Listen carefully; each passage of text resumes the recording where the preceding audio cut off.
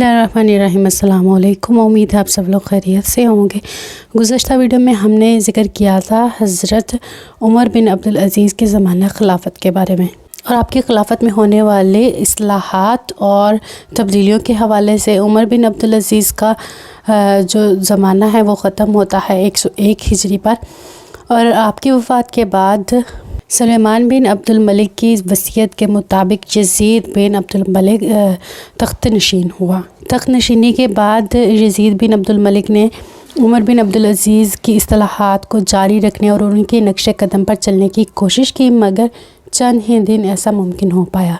चंद ही दिनों में यज़ीद बिन अब्दुल मलिक ने उमर बिन अब्दुल अज़ीज़ के अमवाल को माज़ूल करके नए अमवाल मुकर्रर कर दिए, और निज़ाम हुकूमत में वही अयूब दोबारा पनपने लगे जिनको कि उमर बिन अब्दुल अज़ीज़ ने ख़त्म किया था।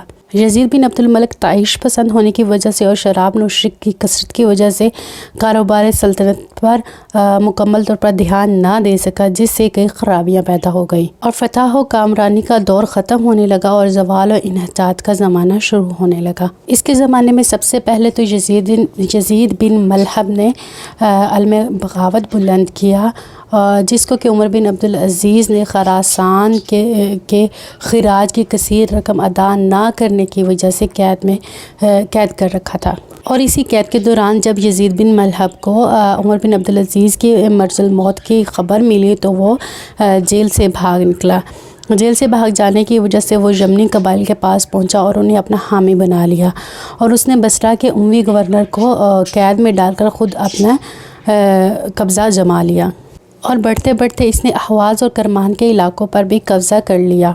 यज़ीद बिन अब्दुल मलिक को जब इस तमाम वाक़े का इल्म हुआ तो उसने अपने भाई मुस्लिमा बिन अब्दुल मलिक की ज़िम्मेदारी लगाई कि वो इस बगावत को फ़रोग़ करे। लिहाजा मुस्लिमा बिन अब्दुल मलिक और यज़ीद बिन मलहब के दरमियान एक बहुत खूनरेज़ जंग हुई, जिसमें कि दोनों अतराफ़ से अशख़ास काम आए। ख़ास तौर पर मलहब ख़ानदान के बड़ी बरगज़िदा अशख़ास इसमें काम आए। जंग के ख़ासे भयानक नताइज निकले, क्योंकि इस बगावत को देखते हुए दीगर जो कबाइल थे उनमें भी हसद का जो शोला था वो भड़कने लगा और जगह जगह शोरशें होने लग गई। हिस्पानिया, अफ्रीका और मशरक़ी ममालिक में मुसलमानों ने खाना जंगी शुरू कर दी।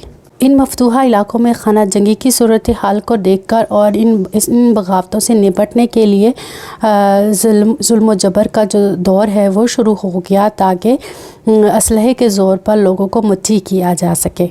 लेकिन इस जुल्म जबर से लोग मुती तो ना हुए, लेकिन वो उम्मी हुक्मरानों से बेजार ज़रूर हो गए और इनसे तख्त ताज छीनने के लिए मुख्तलिफ़ साज़िशें शुरू हो गई, और इनकी हुकूमत का तख्ता उलटने के लिए तहरीकें पैदा होना शुरू हो गई। लिहाजा यज़ीद बिन अब्दुल मलिक का जो दौर है वो किसी सूरत भी कोई अच्छा दौर साबित ना हुआ बनी उमैया के लिए, बल्कि अंदरूनी शोरशों ने सर उठाया और ख़ूब जमकर उम्मी हुक्मरानों को तंग किया। यज़ीद बिन अब्दुल मलिक ने अपनी ज़िंदगी में ही अपने भाई हशाम बिन अब्दुल मलिक और इसके बाद अलल तरतीब अपने बेटे वलीद को नामज़द किया वली अहदी के लिए, और यज़ीद बिन अब्दुल मलिक 105 हिजरी में सिल की बीमारी से वफ़ात पा गया। इस वक्त इसकी उम्र 40 साल थी और इसका ज़माना खिलाफत तकरीबन 4 साल ही था। 101 हिजरी से 105 हिजरी तक ही ये हुकूमत कर सका। अगली वीडियो में हम बात करने वाले हैं हशाम बिन अब्दुल मलिक के ज़माना खिलाफत के बारे में। इसका दौर ख़ासा बनु उमैया के लिए अच्छा दौर साबित हुआ और इसने बहुत सारे नुमाया कारनामे सर अंजाम दिए, और अमीर माविया के बाद हशाम बिन अब्दुल मलिक का जो ज़माना खिलाफत था वो दीगर उम्मी हुक्मरान से ख़ासा लंबा भी था। उम्मीद है आपको आज की वीडियो पसंद आएगी। अगली वीडियो तक के लिए अल्लाह हाफ़िज़।